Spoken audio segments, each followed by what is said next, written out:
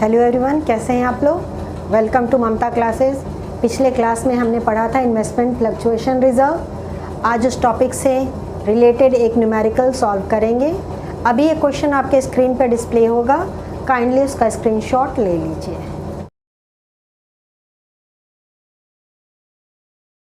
The question says A, B and C sharing profits and losses in the ratio of 4:3:2. Decide to share profits and losses in the ratio of 2:3:4. Old ratio was 4:3:2, new ratio is 2:3:4. Just reverse. आप अगर ध्यान देंगे तो C और A के ratio में तो change हुआ है, लेकिन B का रेशियो सेम है। ओल्ड और न्यू दोनों रेशियो सेम है। विथ इफेक्ट फ्रॉम 1 अप्रैल 2021, और ये चेंज कब हुआ है प्रॉफिट शेयरिंग रेशियो? 1 अप्रैल 2021 को। Following is an extract of their balance sheet as at 31 March 2021, और 31 मार्च 2021 का बैलेंस शीट का एक्सट्रैक्ट आपको दे दिया है। Asset side investment shows at cost ₹6 lakh, और लाइबिलिटी साइड एक आइटम है इन्वेस्टमेंट फ्लक्चुएशन रिजर्व। नीचे बोल रहा है show the accounting treatment under the following alternative cases. आपको अकाउंटिंग ट्रीटमेंट शो करना है, अलग अलग केसेस दिया हुआ है। Accounting treatment means you will have to pass journal entries. अब जर्नल एंट्री का फॉर्मेट हमने ड्रॉ कर दिया है, न्यूमेरिकल सॉल्व करते हैं। पहला केस बोल रहा है बाबू मेरे, if there is no other information, सिर्फ बैलेंस शीट में दोनों साइड आइटम दे दिया है, उसके अलावा कोई दूसरा इंफॉर्मेशन नहीं दिया है। इस केस में हम क्या करेंगे, इन्वेस्टमेंट फ्लक्चुएशन रिजर्व को पार्टनर्स के बीच में डिस्ट्रीब्यूट कर देंगे ओल्ड रेशियो में। यहाँ सारा डिस्ट्रीब्यूशन ओल्ड रेशियो में ही होगा, नया रेशियो का कोई काम नहीं है। तो year 2021, date April 1, investment fluctuation reserve account debit with ₹54,000, और तीनों पार्टनर्स के कैपिटल अकाउंट को क्रेडिट कर देंगे। 2 A's capital account, 2 B's capital account and 2 C's capital account। Old ratio आपका दिया हुआ है 4:3:2, उसी रेशियो में बांटेंगे हम। कितना आएगा? 24,000, 18,000 and 12,000। Narration IFR credited to partners capital account in old ratio.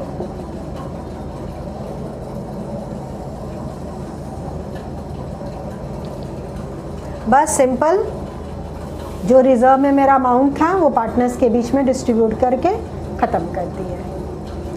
Next case बोल रहा है, दिस वाज केस ए बेटा। Case 2, if the market value of investment is ₹6 lakh, cost भी 6 लाख, मार्केट वैल्यू भी 6 लाख, दोनों इक्वल है, तो फिर से हमारा रिजर्व पार्टनर्स के बीच में डिस्ट्रीब्यूट हो जाएगा, क्योंकि कोई लॉस या प्रॉफिट हुआ ही नहीं है इन्वेस्टमेंट पे, तो रिजर्व का अमाउंट एडजस्ट करने का कोई सवाल नहीं। पूरा का पूरा इन्वेस्टमेंट फ्लक्चुएशन रिजर्व पार्टनर्स के बीच में डिस्ट्रीब्यूट कर देंगे। तो जर्नल एंट्री बिल्कुल यहाँ सेम होगा, तो फिर से ना लिख करके हम स्टेटमेंट लिख दे रहे हैं कि same journal entry as in case 1 above. आप जर्नल एंट्री पास भी कर सकते हैं, क्यों हम टाइम वेस्ट करें, तो स्टेटमेंट में लिख देंगे the journal entry will be the same. Okay, The journal entry will be the same as in case 1 above.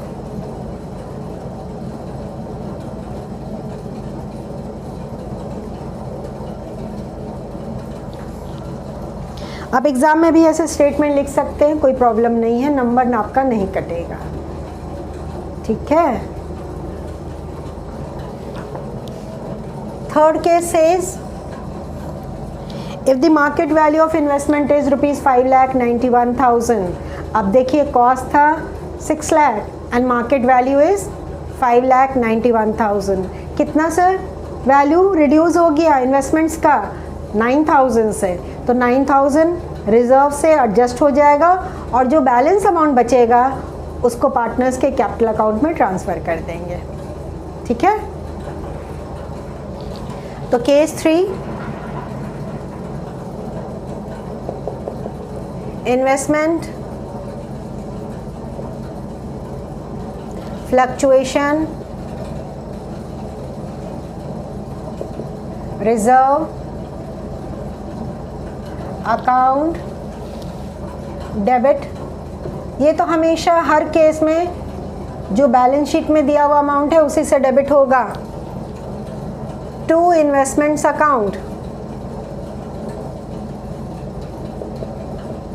Loss कितना हुआ था बाबू मेरे 9,000, तो 9,000 से इन्वेस्टमेंट को क्रेडिट कर दिए। 54 माइनस 9, तो मेरे पास बैलेंस कितना बचा 45,000। उसको तीनों पार्टनर्स के कैपिटल अकाउंट में क्रेडिट कर देंगे इन द रेशियो ऑफ 4:3:2। तो 2 A's capital account, 2 B's capital account, 2 C's capital account. कितना हो जाएगा? A के कैपिटल अकाउंट में 20,000, B के कैपिटल अकाउंट में 15,000 और C के कैपिटल अकाउंट में 10,000। 45,000 डिस्ट्रीब्यूट हो गया। Loss on investment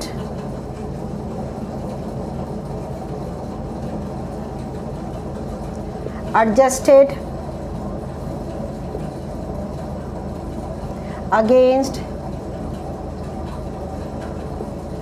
IFR and balance amount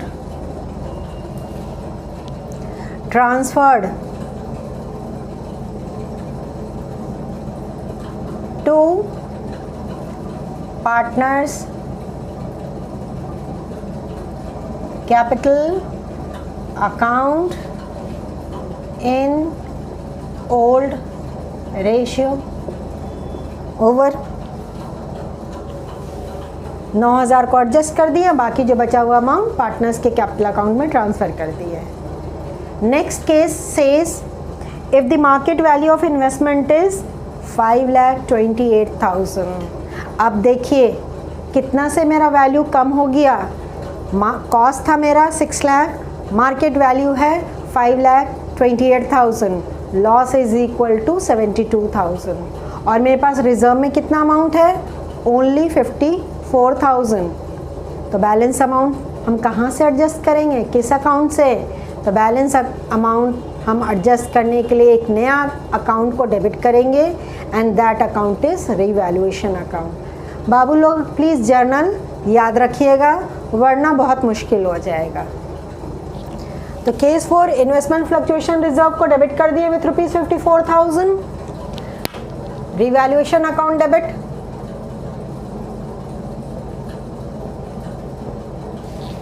कितना का शॉर्टेज हो गया? लॉस है मेरा 72,000 का और रिजर्व में अमाउंट है 54,000, तो माइनस 54,000, बैलेंस कितना चाहिए हमको 18,000। तो ये मेरा शॉर्टेज है रिजर्व में अमाउंट उतना से कम है। 2 इन्वेस्टमेंट्स अकाउंट विथ ₹72,000। ये अमाउंट कैसे आया? ₹6 lakh minus 5,28,000.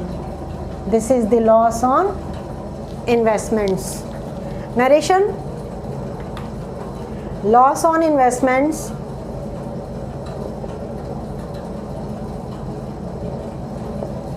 adjusted against IFR and shortage debited to revaluation account.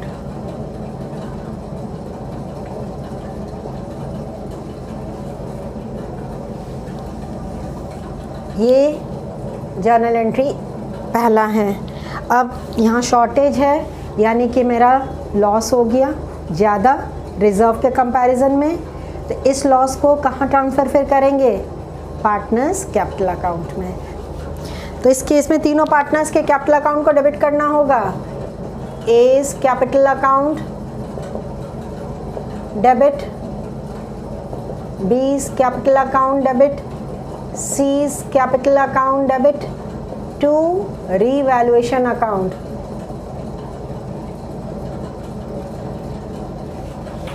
तीनों के कैपिटल अकाउंट को डेबिट किया गया है। और इवैल्यूएशन में कितना से credit? 18,000, 8,000, 6,000 and with ₹4,000. Narration: loss on revaluation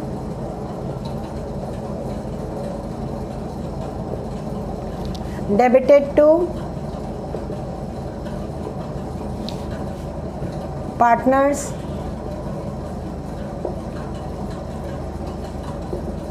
capital account in old ratio। तो इस केस में हमको 2 जर्नल एंट्री पास करना पड़ा। And the last case says,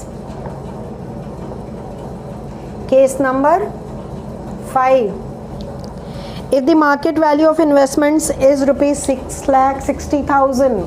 अब मार्केट वैल्यू 6,60,000 हो गया है, जबकि उसका कॉस्ट 6 लाख ही था। कितना से बढ़ गया उसका वैल्यू? 60,000 से। तो जो रिजर्व में पैसा है वो तो पार्टनर्स के कैपिटल अकाउंट में ट्रांसफ़र होगा ही होगा, साथ में अब यहाँ पे हमको फ़ायदा भी होने वाला है। तो पहले जो इंक्रीज़ हुआ है इन्वेस्टमेंट्स का वैल्यू, उससे रिलेटेड जर्नल एंट्री पास कर देते हैं। Okay,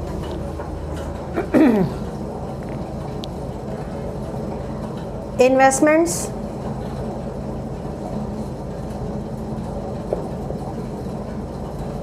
account debit with ₹60,000। Investment का वैल्यू घट रहा था तो हर जगह हम इन्वेस्टमेंट को क्रेडिट कर रहे थे ऊपर वाले सिचुएशंस में, यहाँ बढ़ गया तो डेबिट कर दिए।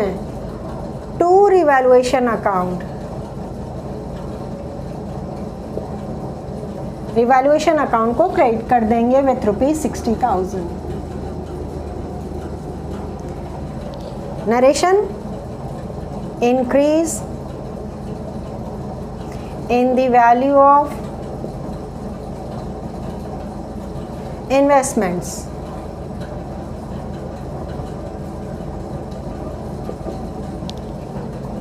this was the first journal entry।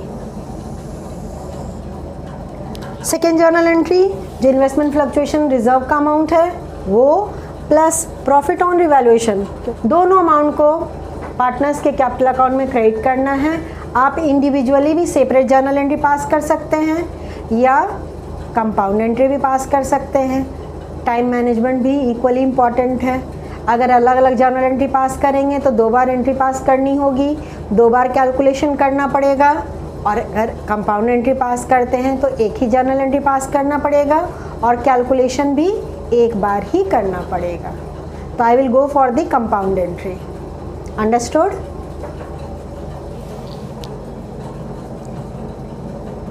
Investment,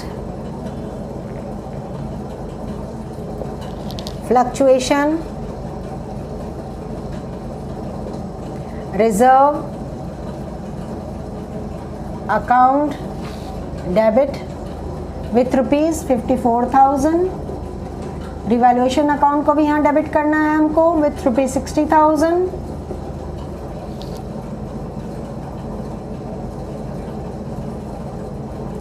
revaluation account debit, और तीनों पार्टनर्स के कैपिटल अकाउंट को क्रेडिट कर दीजिए। 2A's capital account, 2B's capital account और 2C's कैपिटल अकाउंट। अब टोटल मेरे पास कितना हो गया? 54 प्लस 60,000, 1,14,000, और इसी को हम डिस्ट्रीब्यूट करेंगे। डिस्ट्रीब्यूट करने आता है ना, कोई प्रॉब्लम तो नहीं ना बाबू लोग? अब देखिए पहला पार्टनर का शेयर कितना था? 4/9, तो 1,14,000 को मल्टीप्लाई करेंगे 4 से और डिवाइड कर देंगे 9 से, तो उसका शेयर आ जाएगा। अंडरस्टूड? तो कितना होगा पहला पार्टनर को अकाउंट में क्रेडिट? 50,667, दूसरा में 38,000 और तीसरा में 25,333। पहला का आ रहा था 50,666.666 इन्फिनिटी तक, क्योंकि डेसिमल के बाद 5 या 5 से ज़्यादा होता है तो डेसिमल के पहले वाला डिजिट को हम एक नंबर से बढ़ा देते हैं और इसको राउंड ऑफ कर देते हैं, तो इसलिए हमने इसको 67 लिख दिया है। दूसरा पार्टनर का पूरा राउंड फिगर आ रहा था, थर्ड पार्टनर के अकाउंट में आ रहा था 25,333.33, तो डेसिमल के बाद 33 था, इसलिए डेसिमल से पहले वाले डिजिट को हम एज इट इज़ छोड़ दिए। राउंड ऑफ ऐसे ही करते हैं। अंडरस्टूड? तो narration Babu, investment fluctuation reserve and profit on revaluation